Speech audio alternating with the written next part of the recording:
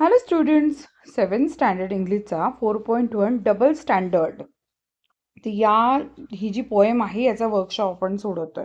तुम्ही नवीन आहात का चॅनलला तर पटापट चॅनलला सबस्क्राईब करा. इंग्लिश वर्कशॉपमध्ये सगळ्यात पहिला प्रश्न काय बघा. List all the words that the grownups in the poem use for the child. Grownups म्हणजे काय? मोठी माणसं मुलासाठी कोणते कोणते शब्द वापरतात? Lazy, stubborn, shocking, rude, clumsy, careless, helpless, terror, naughty हे शब्द वापरतात.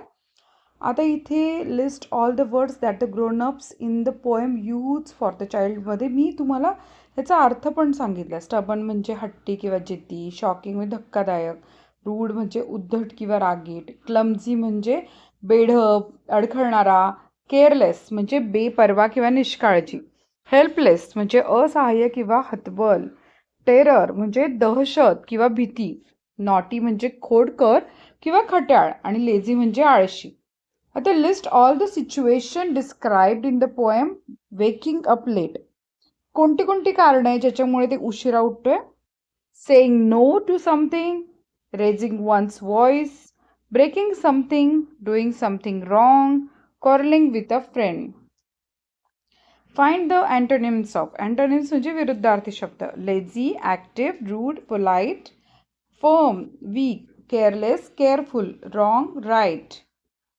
Translate the following into your mother tongue. आता इथे आपल्या मातृभाषेमध्ये आपल्याला सांगायचं आहे. स्टबन म्हणजे हट्टी आहे, फर्म म्हणजे ठाम, केअरलेस बेफिकीर, हेल्पलेस असहाय्य, क्लमझी म्हणजे गडबडीत, नॉटी खट्याळ. आता पाचवा प्रश्न विचारला आहे. Use any one situation in the poem and write 2 short speeches using words and ideas from the poem. Situation: raising one's voice. Speech in which the grown-up scolds the child. Grown-up, don't shout. It's rude to shout. How dare you raise your voice? It's shocking. A speech in which the grown-up explains why his or her actions are right. Grown-up, I have told you again and again. You don't listen to me. I don't like to shout, but you make me shout at you. Question 6. Form two groups and discuss the following statements. One group should support the statement and other group should oppose it. म्हणजे इथे एका ग्रुपनं दुसऱ्याच्या म्हणजे आपली आपली म्हणणं मांडायचे, statement द्यायचे. तिथे एकानं दुसऱ्याला विरोध करायचा आणि दुसऱ्यानं आपलं म्हणणं मांडायचं. You may use English or your mother tongue whenever necessary in the discussion. Statement 1 आहे grown up is always right आणि स्टेटमेंट 2 आहे a child is always right. तुम्हाला काय वाटतं, कोण आहे, ग्रोनअप जास्त बरोबर आहेत की चाइल्ड जास्त बरोबर? तुमचं म्हणणं कमेंट करून सांगा. आता स्टेटमेंट 1 काय, a grown up is always right, याला सपोर्टिंग आर्ग्युमेंट्स काय काय बघा. Experience and wisdom. Adults have more experience and knowledge allowing them to make better decision.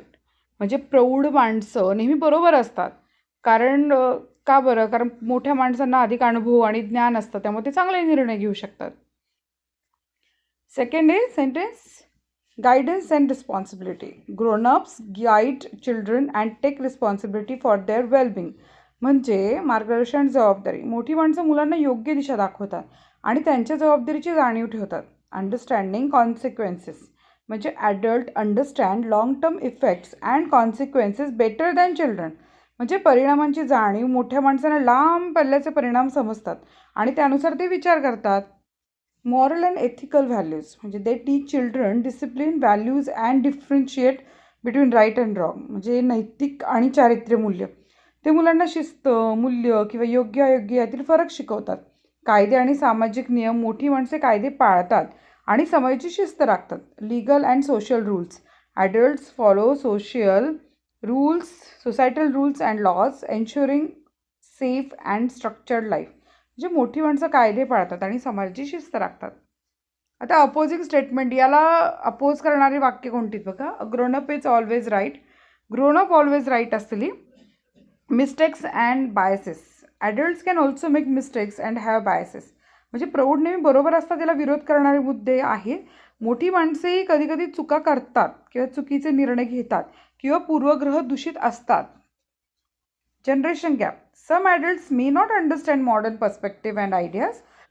म्हणजे पिढ्यांमधलं अंतर. काही प्रौढ आधुनिक विचारधारा समजून घेत नाही. And not always rational emotional stress and personal opinions may cloud adult judgement, म्हणजे भावनांचा प्रभाव, तणाव किंवा भावनिक स्थितीमुळे प्रौढांचा निर्णय चुकू शकतो. लॅक ऑफ ॲडॅप्टेबिलिटी म्हणजे some grownups resist change and new ways of thinking, म्हणजे बदलांना विरोध करतात. काही मोठी माणसं बदल स्वीकारण्यास तयार नसतात. Learning is continuous, even adults learn from younger generations and their surroundings, म्हणजे शिक्षण आणि शिकण्याची प्रक्रिया अखंड आहे. मोठ्या माणसांनाही लहानाकडनं शिकण्याची गरज आहे.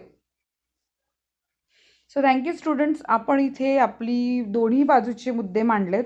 तुम्हाला कोणाचे मुद्दे जास्त पडलेत? ॲडल्ट्स बरोबर आहे म्हणून मुद्दे पटलेत का ग्रोनअप्स बरोबर आहे म्हणून मुद्दे पटले?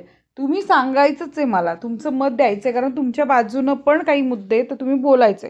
ठीक आहे, कमेंट करा, मी कमेंटची वाट बघते. व्हिडिओ आवडल्यास लाईक करा, चॅनल सबस्क्राईब करा. धन्यवाद.